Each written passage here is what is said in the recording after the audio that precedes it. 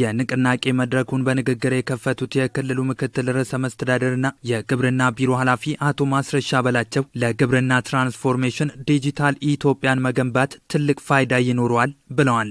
ዲጂታል ማንነት ለተረጋገጠ የይዞታ ባለቤትና ለላቀ ፋይናንስ ተጠቃሚነት በሚል በክልላችን የተጀመረውን የዲጂታል መታወቂያ ሰርቲፊኬት የማውጣትን ሂደት በአርሶና በአርብቶ አደሩ አካባቢ በተደራጀና በተቀላጠፈ መልክ ለማስኬድ የሚችል ሰብ በሚያስተዋውቅበት ወቅትም በቅርቡም እንደ መንግስታችን በተለይ ዲጂታል ኢትዮጵያን ከመፍጠር አኳያ አንዱ የገጠር ትራንስፎርሜሽንን እውን ማድረግ ገጠር ትራንስፎርሜሽንን እውን ሊደረግ የሚችለው በተለይ የዘመነና ዲጂታላይዝድ የሆነ የግብርና አገልግሎትን ለአርሶና ለአርብቶ አደሩ መስጠት ስንችል ነው የሚል ዓላማ ተቀምጦ እንደ ሀገር ሰፊ ንቅናቄ ተደርጎ እየተሰራ ያለ መሆኑ የሚታወቅ ነው። ከዚህ አኳያ በገጠሪቱ ኢትዮጵያ የሚኖሩ የህብረተሰብ ክፍሎች የመሬት ልኬትን ከዲጂታል መታወቂያ ጋር በማገናኘት ተጠቃሚ መሆን ይጠበቅባቸዋል ሲሉ ገልጸዋል። ብዙ ጊዜ የኢትዮጵያ አርሶ አደሮች ሰፊ እሴት እያላቸው ሰርተው የኢኮኖሚ ምንጭ የሆኑ ነገር ግን ሀገሪቱ ከምታመነጨው ኢኮኖሚ ላይ የፋይናንስ የብድር አገልግሎት ተጠቃሚ ሳይሆኑ መቆየታቸው የሚታወቅ ሀቅ ነው።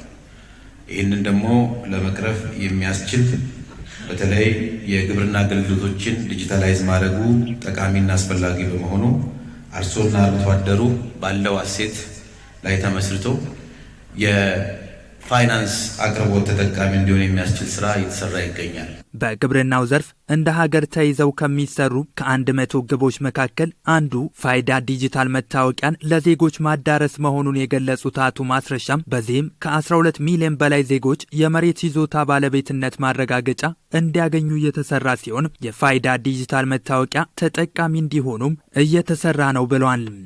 እንደ ሀገር በተያያዝነው 100% ግቦች ውስጥ አንዱ 100 ግቦች ብለን ካስቀመጥነው ሙሉ በሙሉ የዚህ አገልግሎት ተጠቃሚ ሊሆኑ የሚገቡ የህብረተሰብ ክፍሎቻችን የዲጂታል መታወቂያ ተጠቃሚ እንዲሆኑ መደረግ አለበት ተብለው ለመንግስታችን ለፓርቲያችን በተያዘው አቅጣጫ እየሰራን እንገኛለን።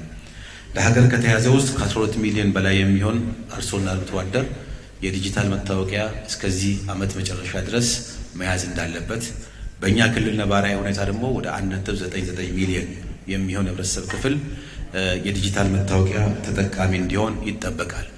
አሁን ባለው የክልላችን ነባራዊ ሁኔታ ከ682,000 በላይ የሚሆን የአርሶ አደር የህብረተሰብ ክፍል ከአምና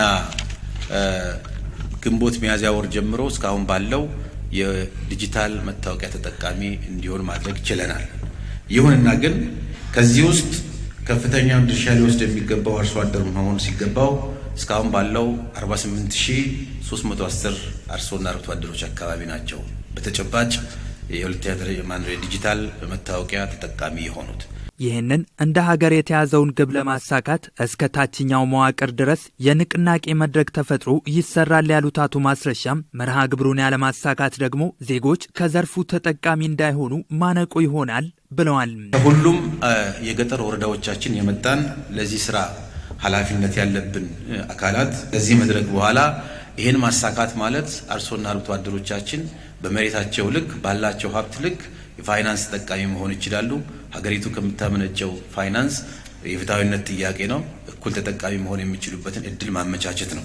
ከፌዴራል ግብርና ሚኒስቴር ከዲጂታል መታወቂያ ከኢትዮ ቴሌኮምና ከኢትዮ ፖስታ የመጡ አካላት በጉዳዩ ዙሪያ የተዘጋጀውን ሰነድ አቅርበዋል። ፋይዳ ዲጂታል መታወቂያ መሰረተ ልማት ነው ያሉት ሰነድ አቅራቢዎቹም ዜጎች በማንኛውም ኢኮኖሚያዊና ማህበራዊ ጉዳዮች ተጠቃሚ እንዲሆኑ ዋስትና ማረጋገጫ በመሆኑ ልዩ ትኩረት ይሰጠዋል በማለት ገልጸዋል። እስካሁን ድረስ እንደ ሀገር ከ70 ሚሊዮን በላይ ዜጎችን ከ100 በላይ ተቋማት ጋር ማገናኘት መቻሉን አክለው የተያዘው መርሃ ግብር ስኬታማ እንዲሆን ሁሉም የድርሻውን እንዲወጣ አሳስበዋል።